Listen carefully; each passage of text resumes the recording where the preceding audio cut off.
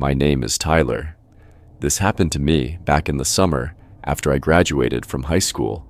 I was 18, broke, and trying to save up for college. That meant working late nights at a weird little burger joint on the edge of town. The food was trash, the tips were worse, and the place smelled like hot grease and mildew. But I didn't have many options, and I sure didn't want to spend another summer begging my parents for gas money. The best part of the job was that it was slow, like dead most nights. The restaurant sat off a back highway, surrounded by half-empty strip malls and busted gas stations. Unless it was the weekend, we were lucky to get 5 online orders during an entire shift. My boss was a guy named Leo. He was in his 40s, wore sandals to work, and mostly stayed in the back playing fantasy sports on his tablet. He'd grunt out orders or roll his chair over if the receipt printer beeped more than twice. Otherwise, he left me alone, which I liked. Anyway, this all happened on a Tuesday. I remember that because I almost didn't take the shift. There was an outdoor movie night my friends were going to, but I needed the cash. Around 11:45 p.m., an online order came through for a double cheeseburger combo. No drink, nothing special, except for the delivery address. It was to a road I'd never heard of, Boar Ridge Lane, somewhere outside of town. I was about to cancel it, since we had a strict 5-mile delivery zone, but before I could, Leo wheeled over and told me to take it. He said we hadn't had a run in over 2 hours, and it would be good to stretch my legs. I remember sighing, but agreeing. Anything was better than cleaning the fryer again. I bagged the food, printed the receipt, and that's when I noticed the delivery instructions. Do not knock at the front door. Park behind the garage and use the side entrance through the fence. Please do not ring the bell. That made me pause. It was worded oddly. Most people just wrote, "Leave at the door," or text, "when here." This sounded like I was being invited around the back for something. Still, I brushed it off. Maybe they had a baby sleeping, or a nervous dog, or they didn't want to wake up anyone else in the house. Whatever. I just wanted to drop the bag and bounce.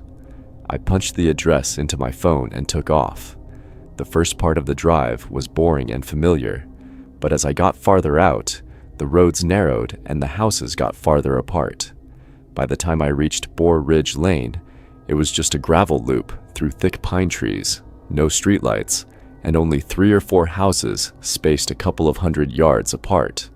I found the number 813 carved into a crooked mailbox. The house itself was tucked behind a line of trees, almost hidden. The gravel shoulder gave just enough space to park.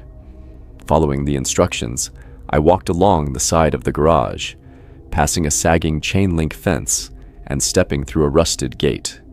The backyard was overgrown, weeds up to my knees, and dead leaves crackled beneath my feet, even though it was the middle of summer. I reached the side door. It was painted a sickly gray and had one small rectangular window near the top, covered by a faded brown curtain. I knocked once. No answer. I knocked again, louder. I was just about to knock a third time when I saw it. The curtain twitched, just the slightest flick, like a finger brushing it from behind. My stomach dropped. I waited, expecting someone to open the door, but nobody did. Then I heard the crunch of gravel behind me. 2 unmarked cars had pulled in next to mine. One of the driver's doors opened, and a man stepped out, holding something low at his waist. At first, I thought he might have been the homeowner, or worse, someone pissed off that I was in their yard, but then I saw the glint of metal, a badge. The guy walked toward me slowly and calmly, and waved me over.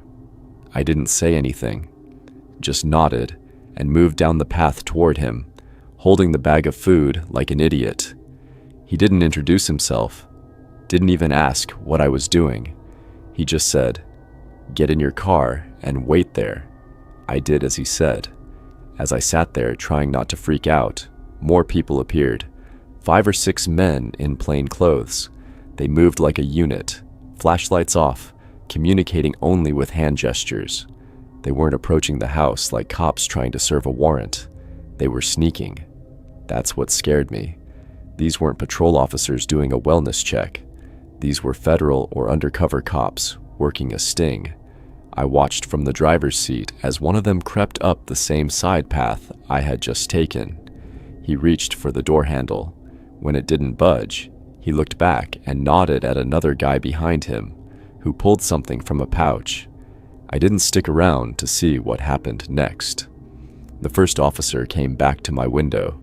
He looked at the food bag on my passenger seat, sighed, and asked to see the delivery receipt. I showed him the app. The name listed was Mason T. and a burner number. He jotted it down without reacting. I asked him what was going on.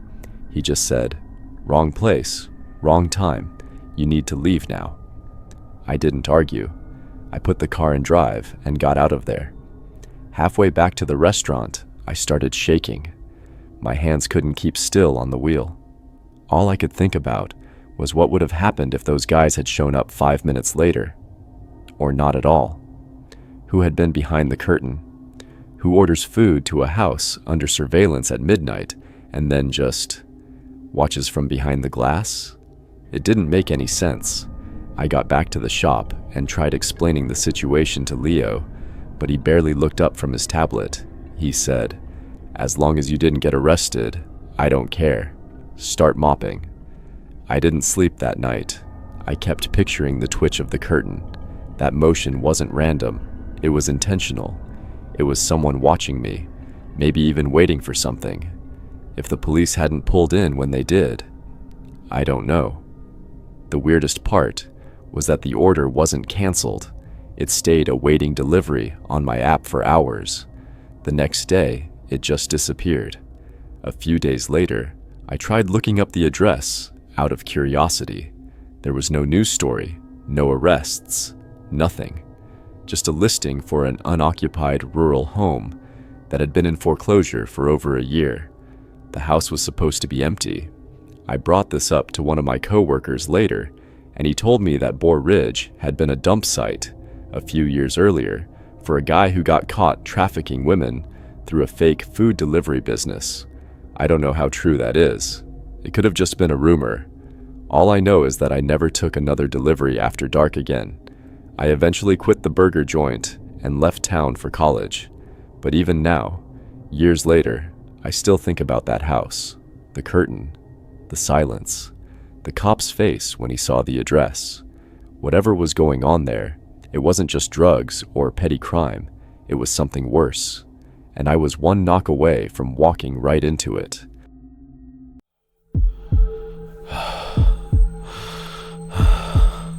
This happened last August. I'm 41 now, married, and we have 2 kids, twin girls named Lily and Ava, both 6. I work in corporate risk assessment. Not exactly thrilling stuff, but it pays well. And at this point in my life, stability means everything. A couple of years ago, my uncle passed away after a long illness. He left us a small lakeside cabin in western Michigan. I'd never been there before. Apparently, he rented it out year-round, so I never had a reason to visit. It wasn't fancy, but the place had its charm. An upstairs deck that overlooked Lake Maddox, and a quiet little dock that stretched out over the water. We started visiting that cabin each summer after he passed. Sometimes for a weekend, sometimes for a whole week. It quickly became a family tradition. The girls absolutely loved it. They'd spend entire days chasing frogs near the water, collecting rocks, or playing hide and seek around the property.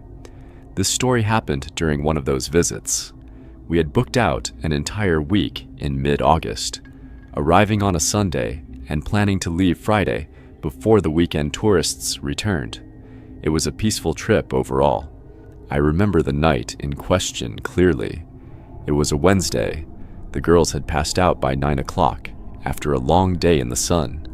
My wife and I were on the upstairs deck playing Scrabble and sipping cider when Lily came outside. She had that half-asleep, nervous look on her face. I remember her saying, "Daddy, I keep hearing scratching by my bed.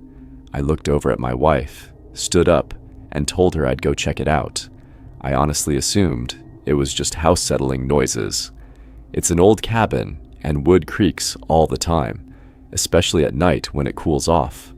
The girls had their own rooms, so I didn't want to wake Ava unnecessarily. I followed Lily downstairs. She pointed to the corner near her headboard and whispered, "It's from there." I paused and listened. At first, there was nothing, but then I heard it, faint and slow, like fingernails lightly grazing drywall. It wasn't an animal. It didn't come from above or from the floor. It was behind the wall, not just near the surface, but inside it. And then I heard breathing, deep, rhythmic, definitely human. I jerked back, nearly slipping as I stood up. Then came the scream, low at first, then violent. It wasn't a normal scream. It was guttural, angry, filled with something feral. It reverberated through the walls like a roar in a cave. I yanked Lily by the arm and bolted from the room. I sprinted to Ava's room and scooped her up without a word. She barely even stirred. I could hear footsteps now, fast, heavy, pounding behind us as we reached the staircase. "Anna," I yelled to my wife, "call the cops now." Just as we hit the landing, I turned and saw him, a man, shirtless, covered in dirt and smears of something dark. His hair was matted and his eyes were wild, animal-like. He didn't yell. He charged, silent and full speed.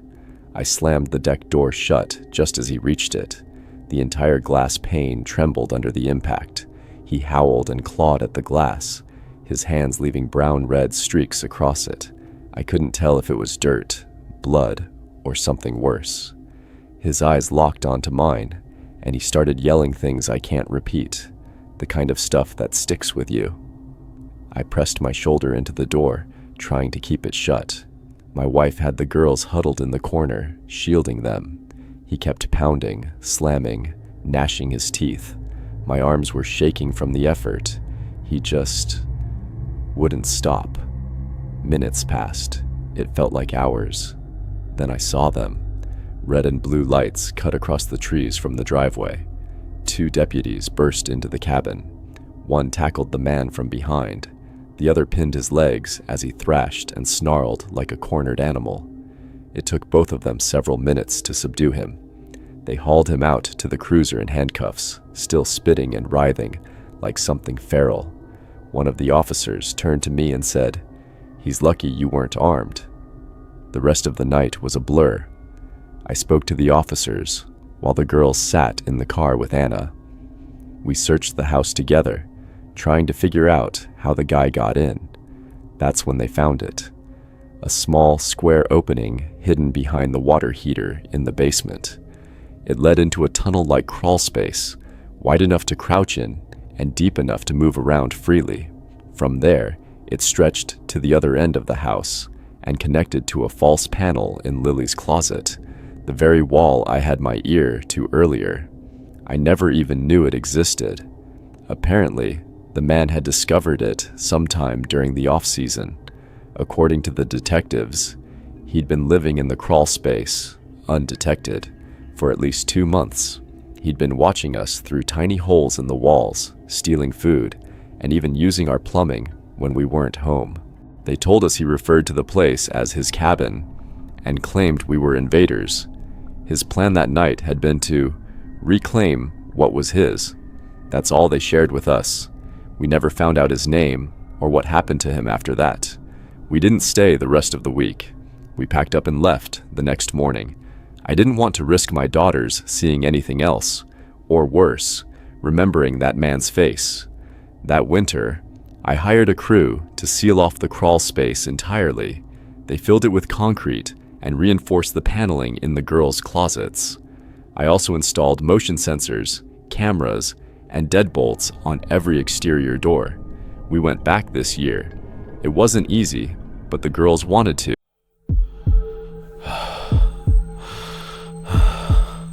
My name's Anna. I grew up in a rural stretch of southern Oregon. Miles of flat open space, fields, dirt roads, and little else. Summers out there felt endless. There was no traffic, barely any neighbors, and the nights were pitch black except for stars. It was the kind of place where, even as a teenager, you could disappear for hours and nobody would notice or care. I loved it. The silence, the space, the strange comfort of being alone in the middle of nowhere. It felt like my own little world, especially in the summer. When I was 16, I had a close friend named Erin. She lived about a mile away, and we did everything together back then. She was bolder than I was, more impulsive and always chasing weird, offbeat fun. On a random night in July, she texted me around 9:30 and said, "Let's go stargazing." We'd done that before, usually on bikes, with a bottle of cheap wine lifted from her mom's cabinet. It wasn't new to us, but that night, she wanted to try a new spot she claimed she'd found a stretch of forgotten farmland far from town, where the sky looks endless, she said. I didn't ask many questions. It was summer. The air was warm. The stars were out. Why not? We biked maybe 25 or 30 minutes past the edge of any lights, houses, or roads. The land stretched out in every direction, wild and open. At one point, Erin just stopped and said, "Here." There wasn't a landmark or even a tree, just a massive, empty field and the sky. That was it. We threw out a blanket, uncorked the wine, and leaned back on the grass. The stars were incredible. It was like someone had spilled glitter across black velvet. You could see the Milky Way if you squinted. We spent the next hour or so talking and drinking, occasionally pointing out constellations or trying to remember what little we knew from school. The whole thing was simple, peaceful. Honestly, one of those nights that just feels good to be alive. That's the weird part about this story. It started out so calm. There was a strange moment, though. Something small. Something I've never forgotten. We were lying side by side, and I caught Erin looking at me with this expression I hadn't seen before. It wasn't creepy or inappropriate, but different. Like she wanted to say something, but didn't. I wondered if maybe she felt something more than friendship between us. I'd always had that thought in the back of my mind, but we never talked about it. This was a small town. People didn't.